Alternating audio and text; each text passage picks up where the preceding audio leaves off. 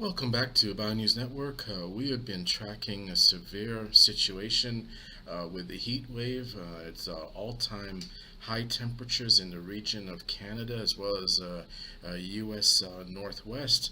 And with the rising death toll, we thought it would be very important for us to do another update for our subscribers, especially if we have subscribers in the region of Idaho, Oregon, and Washington, as well as possibly even Vancouver and Canada. There have been a significant loss of life, and it's gotten to the point where even the Prime Minister of Canada, Justin Trudeau, has actually had a moment of silence to commemorate those who were lost as a result of this unprecedented heat wave that's been experienced in Canada. Right now, we're seeing just in the state of Oregon alone, 63 deaths as of Wednesday, and 45 of those deaths can be attributed to Portland, Oregon. So there's definitely a situation as far as hyperthermia. And the subject of this update is to help our subscribers actually watch for signs of hyperthermia during this significant heat wave. It's very, very important to protect yourself and try to stay cool during this unprecedented heat wave that we're experiencing in the Northwest at this time. Just in the area of British Columbia alone, they've actually tracked over 480 sudden deaths over 5 days. So we're actually in a true health crisis at this time. And the heat dome, which is actually trapping a lot of the heat, is actually moving slightly east from Alberta to Manitoba, but it's really annihilating a lot of the records in Canada and the U.S. Northwest at this time. Now, there have been speculation as to what is actually causing a lot of this significant heat that's actually trapped in this what's called an omega block, which is a meteorological phenomenon, and it's very, very unprecedented. With that said, climate change could be a major contributor, given that for the heat wave duration as well as the extremes. And even President Biden warns that climate change could be driving a confluence of extreme heat and drought, and more acreage of forests will continue to burn if this continues to escalate. So here we are on the cusp of the 4th of July weekend, and it's important for us to realize that fireworks may cause a huge fire this 4th of July. And while it's an American tradition, we should try and stay safe this 4th, especially considering that a lot of times stray fireworks do contribute to igniting wildfires all across the country. And with especially in the region of where the drought monitor is, states such as Nevada as well as Arizona, Utah, Colorado, New Mexico, experiencing extreme drought. So definitely it would be a high recommendation to be very, very careful with fireworks this 4th of July. So as we take a look at some of the temperatures, we already highlighted some of the highs, but it's important to really realize what is actually happening in the scope. All across the country, you see Boise, Idaho, 103 for a max today. And we saw in the region of Phoenix, Arizona, 105 for a max.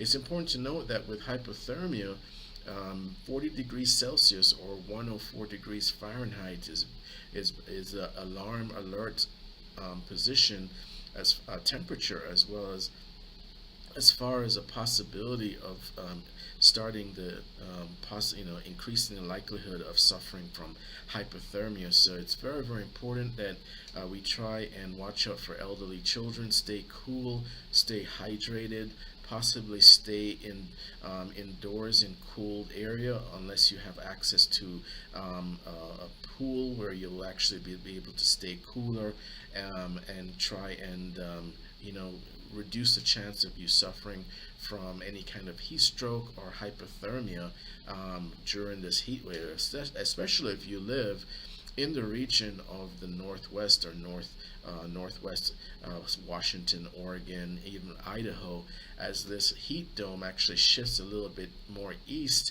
we're going to see more alarming temperatures in the region of Idaho and western Montana. And we actually can see that on our forecast here.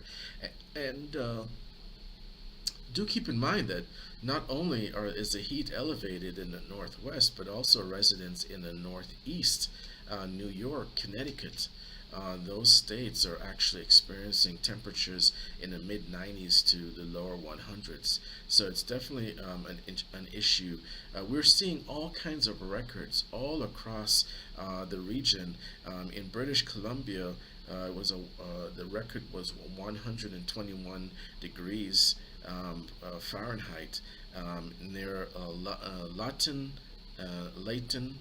area in British Columbia, and then also for several days in the region of Portland, Oregon, we've actually been highlighting elevated temperatures of 116 degrees Fahrenheit, and even in Chelan County near Seattle, it topped 119 degrees Fahrenheit. So it has gotten to the point where the state of for the governor, Kate Brown of Oregon, has actually declared a state of emergency with an imminent threat of possible wildfires. So definitely, we do need to ask all of our subscribers to stay safe this 4th of July, and just remember the potential for fireworks. As much as we do enjoy them, they may possibly start a severe wildfire, and that will jeopardize not only life but property. So it's definitely something that we want to take a look at. On another note, it looks like the state of Florida may be getting some severe weather for the 4th of July.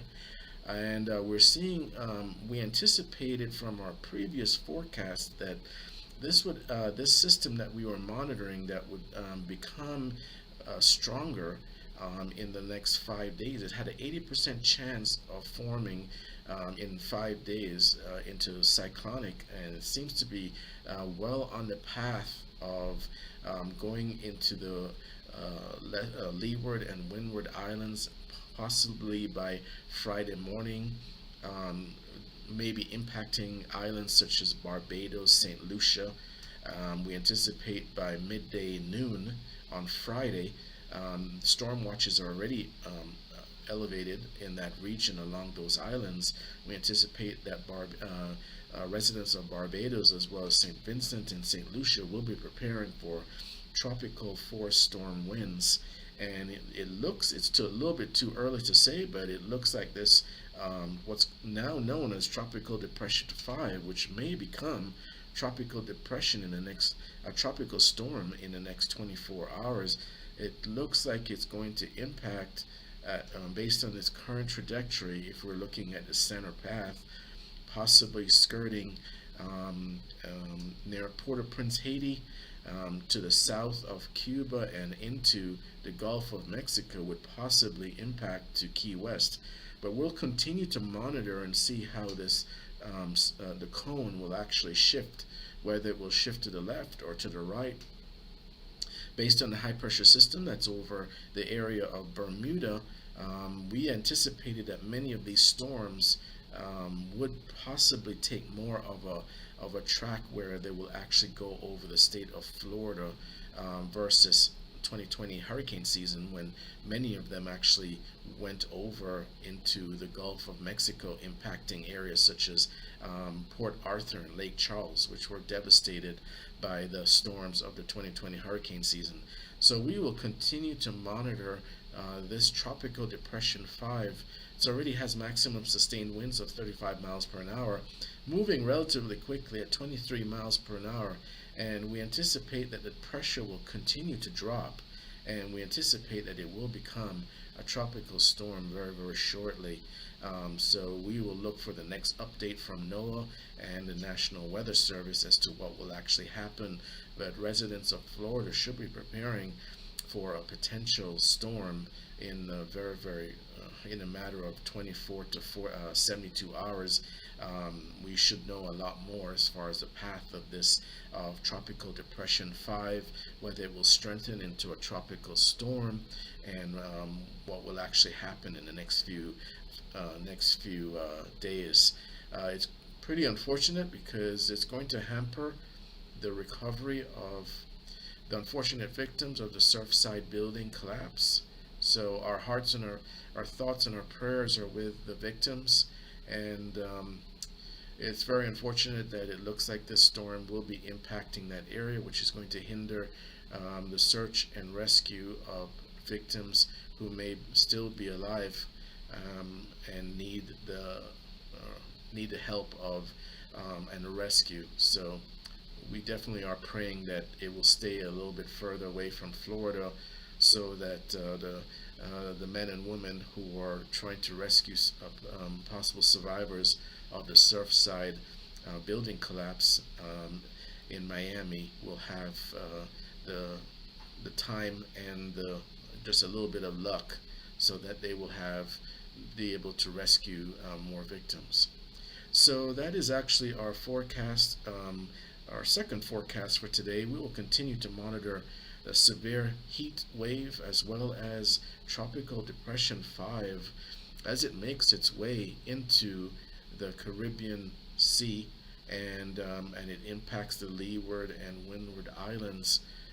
Residents of Barbados, St. Lucia, and St. Vincent should be preparing for tropical storm force winds very, very shortly, and we do hope that it will miss most of the landmass, even though it looks like it's going to be skirting through Haiti, as well as skirting through South Cuba into central Cuba, and then where it lands thereafter and its strength, we will continue to monitor to get a better idea as far as what's going to happen. So that is our latest Bow to the Weather report. If you're new to Bow to the Weather and Bow News Network, please go ahead and like this video, share with friends and family. We want to make sure that the message goes out to as many people as possible to avoid the risk of hyperthermia during this extreme heat wave, as well as prepare for the potential of tropical depression 5 becoming a tropical storm very, very shortly. This season has become very, very busy very, very quickly, so we are a little bit nervous as far as what the rest of the season will have in store for us, but we can only hope and pray that it will not be extreme. So that's it for our latest Bow to the Weather report. Thank you for watching Bow News Network. We do appreciate all of our subscribers, and please hit that notification bell for our latest update, and have a great night.